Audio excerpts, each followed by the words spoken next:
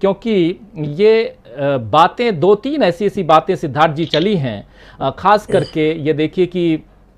योगी जी का ये 2 दिन का दिल्ली का दौरा ये काफी कुछ कहता है। कैबिनेट विस्तार की बातें अचानक से होने लगी, हालांकि कैबिनेट विस्तार की बात पहले भी चल रही थी, लेकिन इस बीच बहुत सारी बातें, याद कीजिए अभी 2-3 दिन पहले भी हम लोग चर्चा कर रहे थे, तो 21 मई से लेकर के और 10 जून तक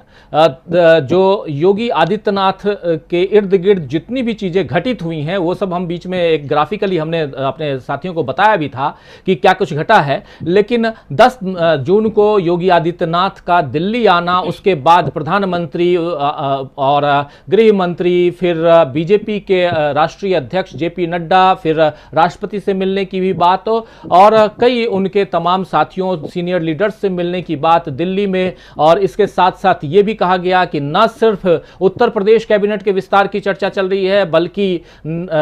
मोदी कैबिनेट के विस्तार की चर्चा भी चल रही है, यानी कि केंद्र के कैबिनेट की विस्तार की चर्चा भी चल रही है। ओवरऑल आपको क्या लगता है, जो अभी हम इंट्रो में कह भी रहे थे, आपको क्या लगता है सिद्धार्थ जी कि उत्तर प्रदेश कैबिनेट के विस्तार के लिए दिल्ली दरबार में हाजिरी लगाना, चलिए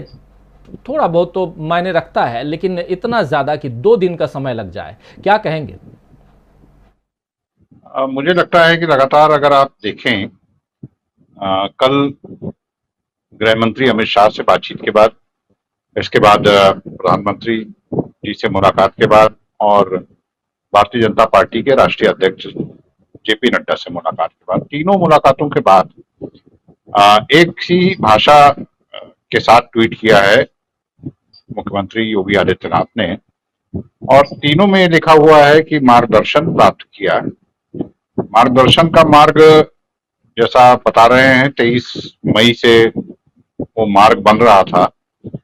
और मुझे लगता है कि बहुत सारी चीजें, ये जो लगातार बैठकें हुई लखनऊ में, दिल्ली में, संघ के साथ, भारतीय जनता पार्टी के केंद्रीय नेतृत्व के पीएल संतोष और राधा मोहन सिंह के साथ, फिर उसके बाद राधा मोहन सिंह का आना, तो सारी चीजें मुझे लगता है जब तय होकर एमिकेबल सोल्यूशन जिसे कहते हैं अंग्रेजी में, कि तर्क संगत हल निकालने के बाद फिर उसके बाद इस मुलाकात की कवायद शुरू हुई, जो कि दिल्ली में पिछले 2 दिनों से चली है। तो दिल्ली की मुलाकात पे क्या कुछ हुआ है उसकी बुनियाद तो रख दी गई थी यहाँ, और अलग अलग स्तर पर जो बैठकें हुई थी। अब लगातार जो चर्चाएं टीवी लाइव पर होती रही हैं और इसमें जो बात निकल के आती रही है कि कम से कम एक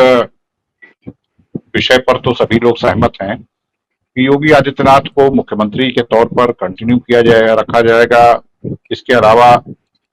चुनाव उनके नेतृत्व में विधानसभा का लड़ा जाएगा। कैबिनेट के रिशफल की जहां तक बात है, तो मुझे लगता है कि कैबिनेट के रिशफल को लेकर हो सकता है कि जो चर्चा हुई है, चूंकि दोनों कैबिनेट की रिशफल की बात एक साथ चली है, अनुप्रिया पटेल का मिलना, फिर निषाद पार्टी के प्रवीण निषाद का मिलना, ऑलरेडी वहां पर मिनिस्टर इन वेटिंग ज्योतिरादित्य और कई लोग चल ही रहे हैं। तो दोनों कैबिनेट का विस्तार होना है, और शायद हो सकता है कि पहले यूनियन कैबिनेट का विस्तार हो जाए। उत्तर प्रदेश में चूंकि पंचायत चुनाव की कवायद चल रही है, और इसी बीच में एक जितिन प्रसाद की भी एंट्री हो जाती है, और जिनको जाहिर सी बात है कि शायद विधान परिषद की खाली हो रही 4 मनोनीत कोटे की सीटों में से एक सीट दिए जाने की बात हो रही है। तो ऐसी दशा में हो सकता है कि यूनियन कैबिनेट के विस्तार के बाद उत्तर प्रदेश के कैबिनेट का भी विस्तार हो, और कैबिनेट विस्तार और संगठन में भी फेरबदल कुछ करके ये संदेश देने की कोशिश की जाएगी कि उत्तर प्रदेश के अगले विधानसभा चुनाव से पहले हमारी तैयारी अब पूरी हो चुकी है, हमने अपने सारे हरबा हथियार दुरुस्त कर लिए हैं, और जमकर हम उत्तर प्रदेश के अगले विधानसभा का चुनाव लड़ेंगे। ये मुझे लगता है कि जो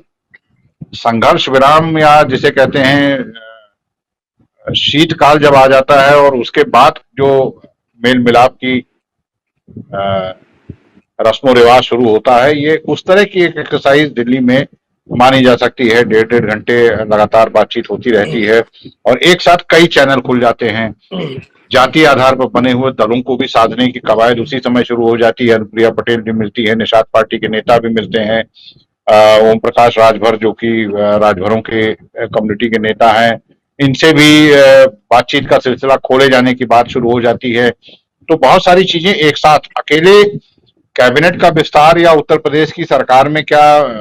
परिवर्तन किए जा सकते हैं, खाली वही चर्चा का बिंदु नहीं रहा है। चर्चा का विषय कई भी रहे हैं। उन चर्चाओं में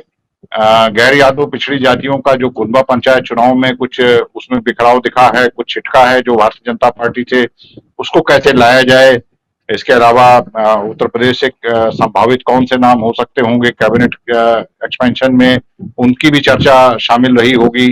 उत्तर प्रदेश के कैबिनेट की भी विस्तार की चर्चा जरूर शामिल रही होगी। संगठन में क्या क्या परिवर्तन और किए जा सकते हैं, कैसे उत्तर प्रदेश के चुनाव से पहले संगठन भी उस मजबूती के साथ काम करता हुआ दिखे, ये सारी बातें उन चर्चाओं में जरूर शामिल रही होंगी। और ये दिल्ली की जो बैठकों का दौर चला है, ये बैठकों के दौर के बाद अब जब उत्तर प्रदेश में मुख्यमंत्री योगी आदित्यनाथ की वापसी हुई है, तो मुझे लगता है कि काफी कुछ चीजों को हल कर दिया गया है और या हल करते हुए दिखाया जाएगा आने वाले समय में कि किसी भी तरह का कोई संकट नहीं है, न पार्टी में न सरकार में। ये संदेश अब देने की जल्द से जल्द कोशिश की जाएगी। हाँ, उत्तर प्रदेश के कैबिनेट का जहां तक विस्तार है, वही एक सबसे बड़ा बिंदु पिछले कई दिनों से बहस में है कि उस कैबिनेट के विस्तार में किनको शामिल किया जाएगा, किनको नहीं शामिल किया जाएगा। उस शामिल करने को लेकर भी किसको किसको रखना है, किसको नहीं रखना है, उसकी भी गुत्थी सारी सुलझा ली गई है दिल्ली की इस बैठक में, और जल्द ही वो आने वाले समय में दिखाई पड़ेगा उत्तर प्रदेश में।